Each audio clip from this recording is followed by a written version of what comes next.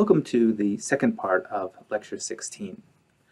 In the first part of this lecture, I talked about some of the burdens that quarantines, lockdowns, and other social restrictions impose on people, and I discussed three different approaches to balancing the benefits of these pandemic restrictions and the burdens that they impose on people. In this part of the lecture, I want to take a closer look at a more detailed account of how you might justify quarantine, isolation, and so on.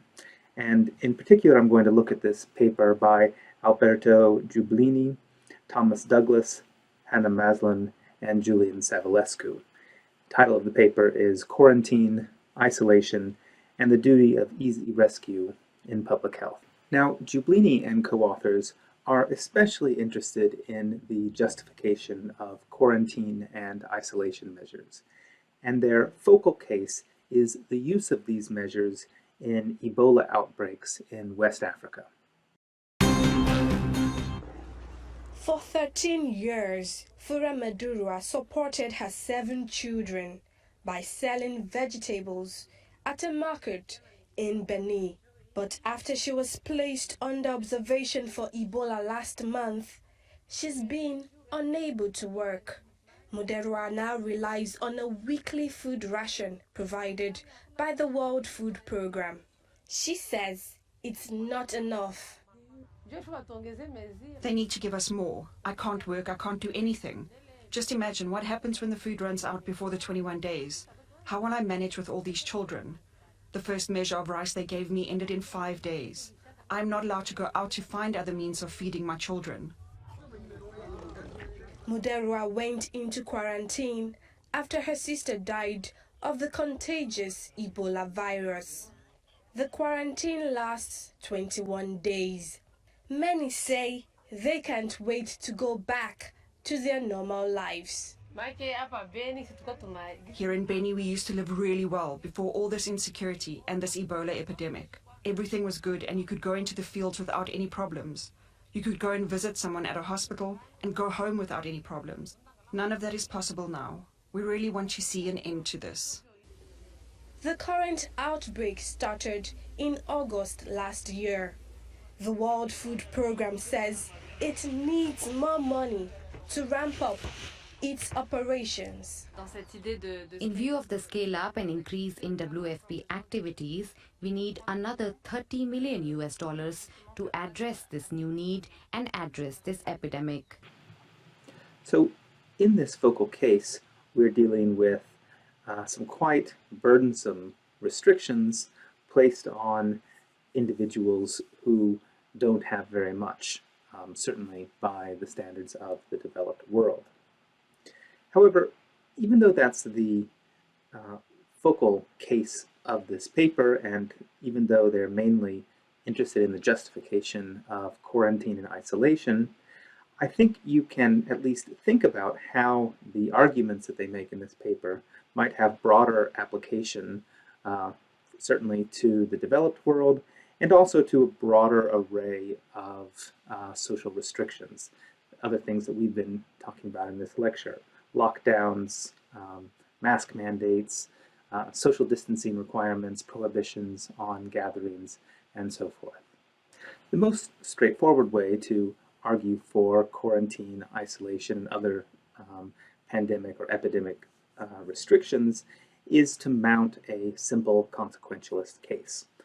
That is, the restrictions are claimed to be justified if the expected consequences are better than any other policy, or at least as good as any other policy.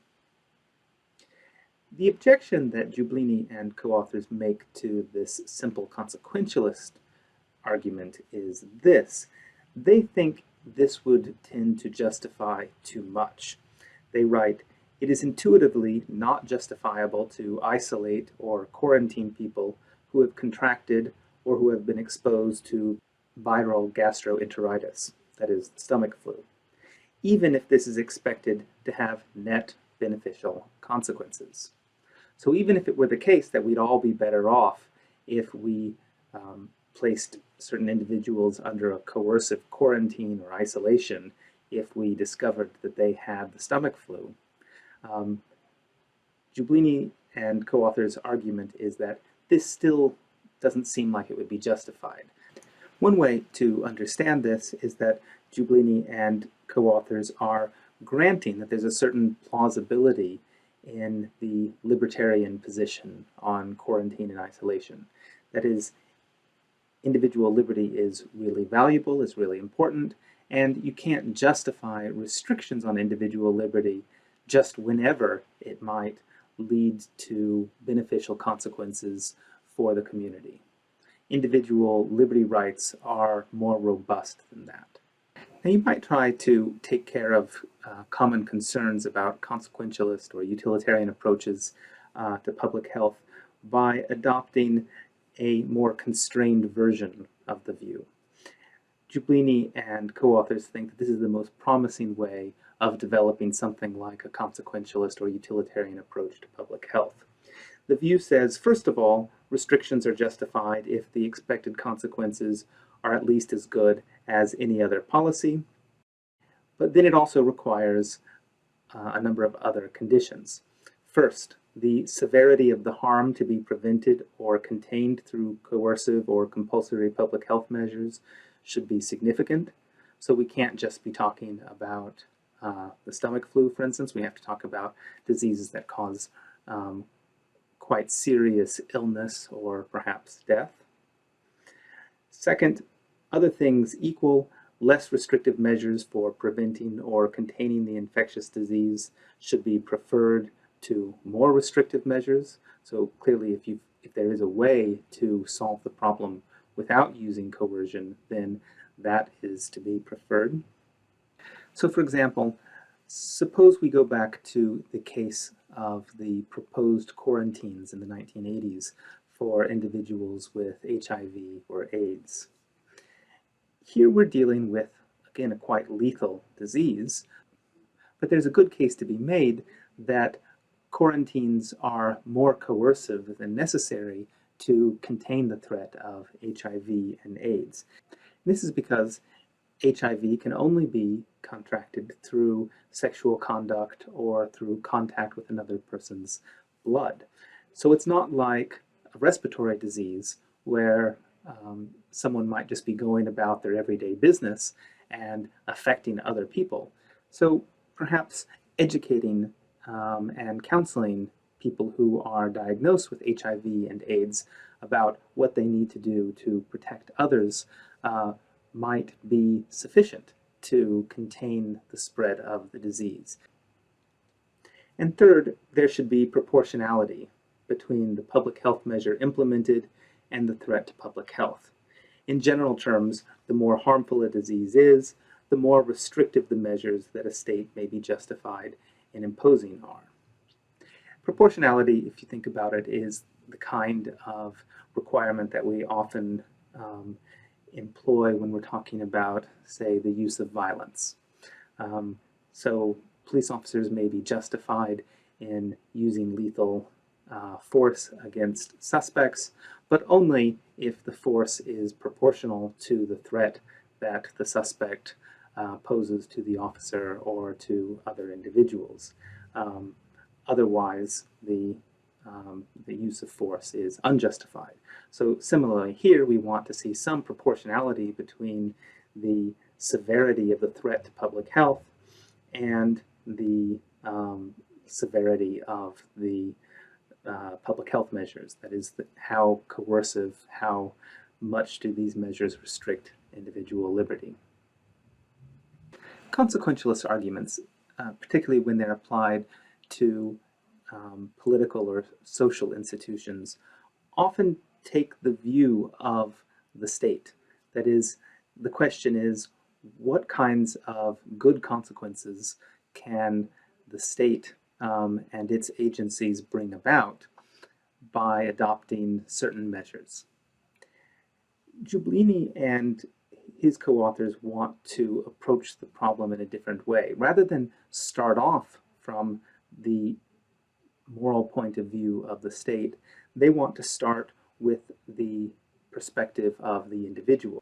That is, they want to look at what moral duties individuals have.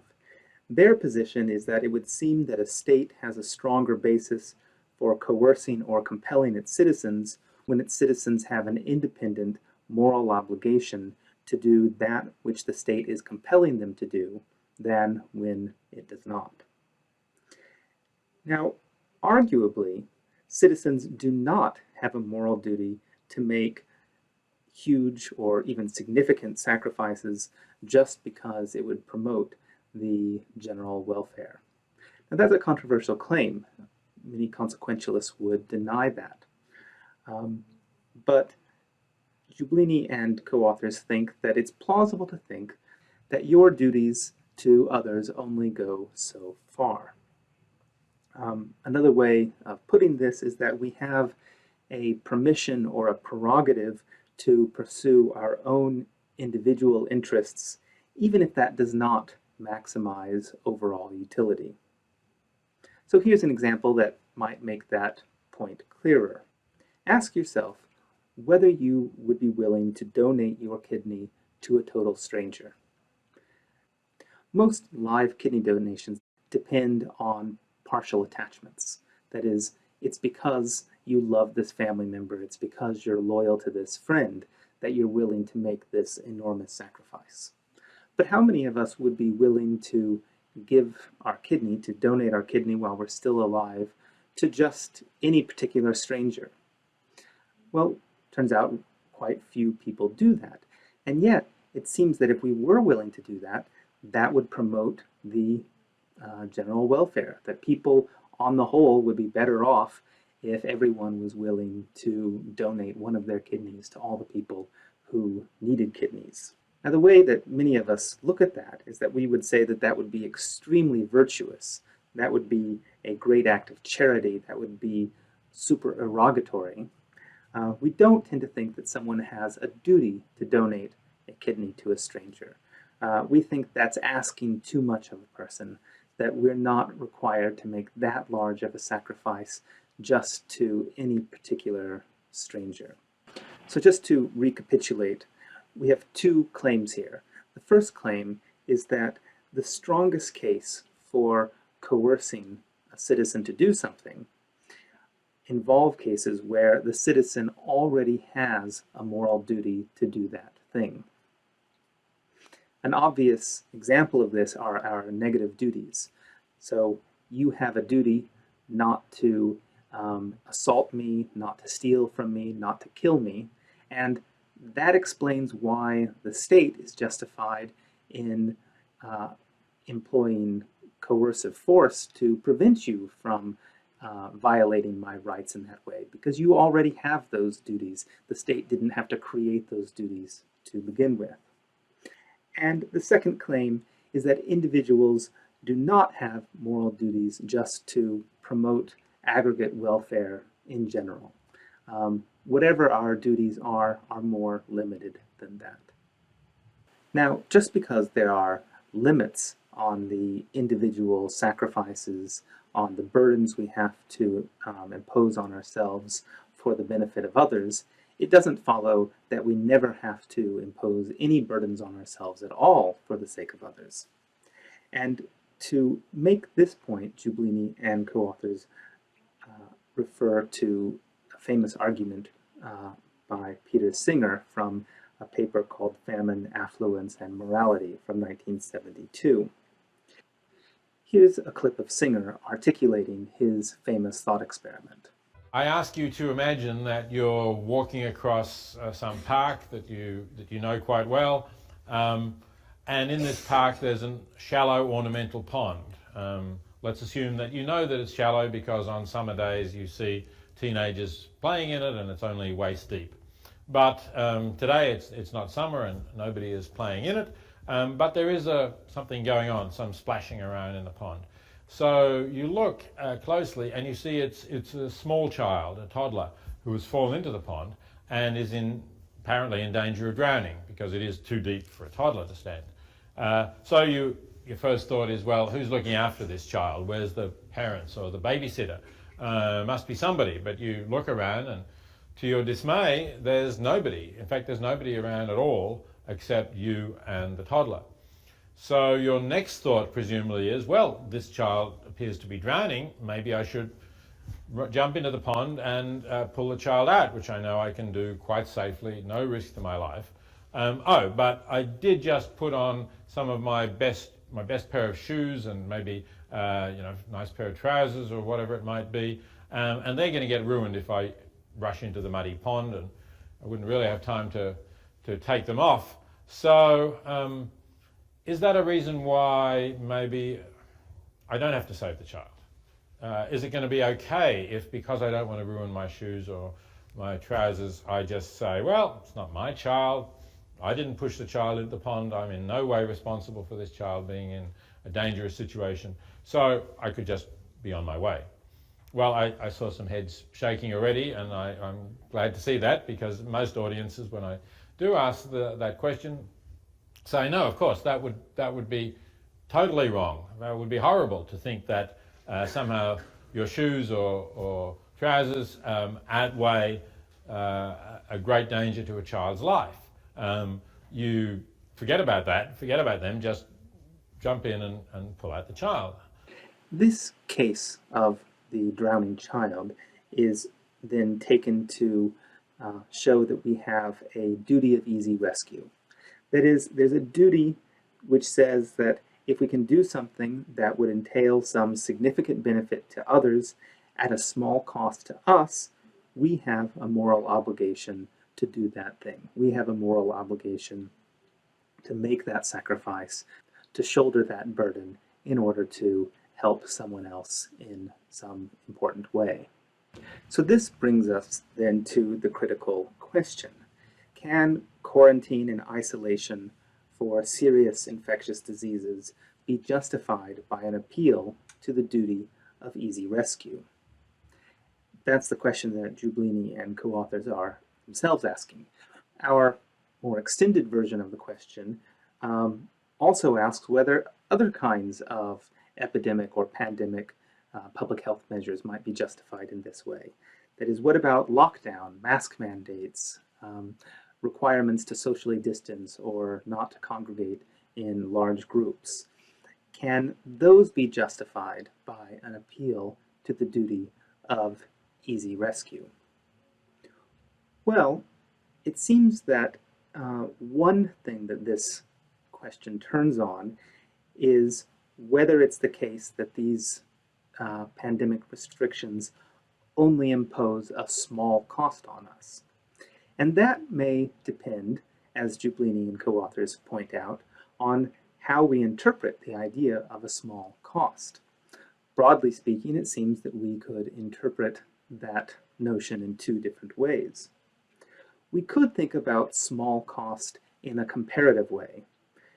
In this sense, what it means to have to shoulder a small burden is that the burden is small compared to the magnitude of the benefit that is to be hopefully promoted through the public health measures. A second interpretation is more restrictive. It insists that small cost or small burden be understood in a more or less absolute way. That is, we're not asking just whether the burden is comparatively small compared to perhaps this large good. Instead, we're just asking whether the cost or the burden is small in an absolute sense. Is it really a relatively small sacrifice for the person to make? So, for example, go back to the kidney case. You could imagine someone making the argument that donating a kidney is a comparatively small burden on us when that's compared to the magnitude of the good of saving all of these lives of people who need kidney transplants. But it would be hard to make the case that donating a kidney while you're still alive is a small cost in absolute terms. It's not, as in Singer's case, like getting your clothes muddy or ruining your best shoes. So there's a difference between thinking about small costs in an absolute way and thinking about them in a comparative way. Now, go back to the case that Giublini and his colleagues are especially interested in, that of the families who were put in quarantine and isolation during the 2014-2015 Ebola outbreak in West Africa.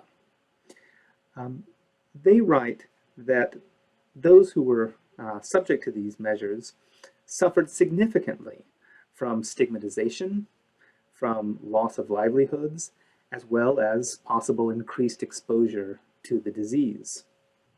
So these burdens are not trivial. They're not like getting your clothes muddy. However, the great harm that can be prevented through the quarantine and isolation certainly is of great moral importance. Therefore, the moral relevance of the infringement of the individual rights might still be small when compared to that benefit.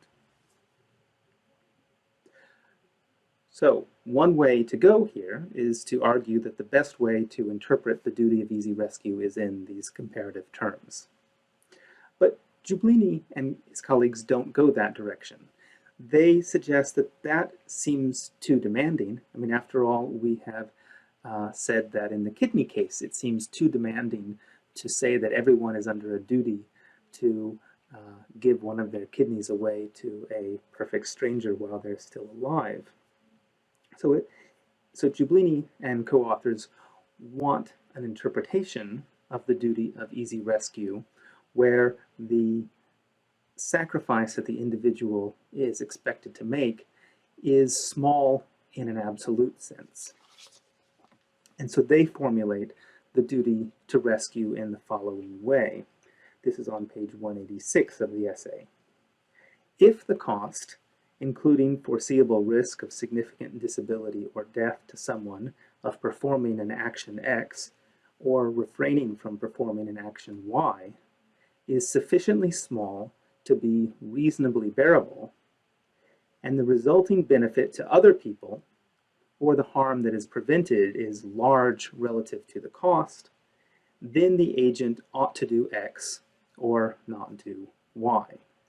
So as they point out, there's both an absolute element and a comparative element in this definition. The claim is that one has a duty of easy rescue only in conditions where the sacrifice that the individual has to make is reasonably bearable in an absolute sense. It's rather small in an absolute sense. The comparative element is that the benefit has to be quite large relative to the cost. So it's not enough that other people benefit a little bit if individuals are required to take on themselves these significant sacrifices. So if we formulate the duty of easy rescue in that way, at first it looks rather doubtful that any of these restrictions like quarantine or isolation could be justified by appeal to that kind of duty. Giublini and his colleagues write, "It is plausible to assume that the loss of livelihoods, stigmatization, and lack of food, water, and sanitation, circumstances that, as noted above, often occurred in the case of quarantine measures during the Ebola outbreak in West Africa, do not constitute forms of easy rescue, especially when they are endured for significant periods of time." So if that's true, then it seems that the duty of easy rescue, as we've interpreted, does not impose a moral obligation on individuals to submit to quarantine and isolation in those circumstances. However, Giublini and co-authors think that these costs, large though they are often contingent. These circumstances that impose large burdens on individuals in quarantine or isolation are a contingent, not a necessary feature of quarantine and isolation, they write. If the conditions of those in quarantine and isolation were improved, for example, if individuals were provided with food, water, sanitation, and medical assistance in order to reduce the risk of contagion, psychological counseling, adequate financial compensation for any loss of livelihoods, submitting to quarantine or isolation might represent a form of rescue that is easy in both comparative and absolute terms. And so in that case, their formulation of the duty of easy rescue would imply that that individuals are under a moral duty to submit to such measures. So what are the consequences for the state? Well, Giublini and co-authors write that if possible, the state ought, other things being equal, to make it the case that its citizens have a moral duty to submit to quarantine and isolation. They call this the duty enforcement requirement. That is, it's an open question as to whether the quarantine and isolation is going to be extremely burdensome on the individuals who it's applied to or not. It's just a question as to how much additional support those individuals get. And so Giublini and co-authors are arguing that the state ought to try to make it the case that this is a case of easy rescue. They ought to provide that kind of support to people who are suspected of having been exposed to a dangerous infectious disease. So they write that one way that the state could comply with the duty enforcement requirement is to provide people in quarantine and isolation with what they need in order to ensure that submitting to quarantine and isolation is a form of easy rescue. But now there's another hitch. It may often be the case that states don't have the resources to provide the assistance to individuals to make it so that enduring quarantine or isolation is a case of easy rescue. And this is why the case study of the Ebola outbreak in West Africa is particularly important. Developing countries may often struggle to fulfill this obligation. So what then? The answer that the authors provide is that in that case, it's the task of the international community to step in and to support the state in question. The responsibility, they write, to make it the case that the cost to people in quarantine or isolation is sufficiently small is a responsibility that falls on all of us, regardless of where an infectious disease outbreak occurs or is likely to occur. So that's the case that Giublini and his colleagues make for justifying quarantine and isolation measures by appealing to a duty of easy rescue.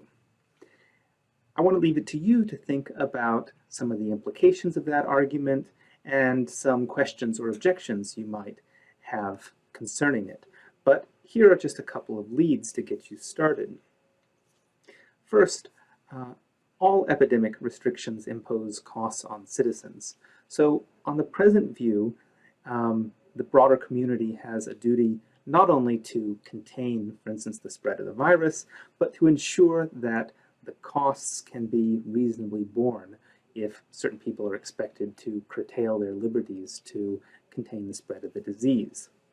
So this presumably means taking special measures to protect the socially and economically vulnerable from at least the worst consequences of the various pandemic restrictions that we might impose. Here's another issue. I suggested that we can think about how well this argument applies beyond the context that Giublini and co-authors actually have in mind, the cases of quarantine and isolation, and think about other kinds of restrictions. But here's a problem. Population-level restrictions can last much longer than quarantines. So, for example, quarantines and isolation are often only going to last a matter of weeks or perhaps a month or so. But on the other hand, it's obviously the case that lockdowns, that restrictions on social gatherings, restrictions on certain kinds of economic activity, these can last much longer. So the question is, should we think of the burdens of living under lockdown, social distancing, mask mandates, again, prohibitions on large gatherings, should we think of these as small burdens in the sense that Giublini and co-authors have in mind, or are these rather large costs that we're forced to bear? And can the burdens that these restrictions impose on us, can these burdens be made small through social support? This could lead you to suspect that the easy rescue principle is too weak to justify epidemic and pandemic restrictions, that you're going to have to appeal to something more like a utilitarian or consequentialist argument or a prioritarian argument about protecting the vulnerable. You could also ask whether this easy rescue principle could justify the quarantine of someone like Mary Mallon, that is, of Typhoid Mary. Because in this case, the quarantine was not just a matter of days or weeks or even months. Instead, it ended up being for the rest of her life. And it seems like the main alternative she had to quarantine is to undergo an invasive and certainly at that time dangerous surgery to have her gallbladder removed. So is that a case of a small cost in order to benefit others? Last, you could ask whether this whole approach is a bit misguided. The paradigm case of the easy rescue involves a situation where you provide some kind of service to someone else. So you pull the child who's drowning out of the pool of water. But in these cases involving infectious diseases, you might think that the reason why people are under certain duties, like quarantines or lockdowns and so forth, is because by going about their everyday behavior, they're actually imposing harm or imposing a threat of harm on others. Perhaps that's rather different than the duty of easy rescue. Maybe trying to fit this kind of case into the mold of the duty of easy rescue is a mistake. So this brings me to an end of my discussion of the ethics of quarantine and lockdown. In the next couple of lectures, we're going to change gears and look at a perennial question in bioethics, the ethics of abortion. And this will involve a couple of very famous papers. First, we'll look at Don Marquis's Why Abortion is Immoral, and then we'll look at Judith Jarvis Thompson's A Defense of Abortion.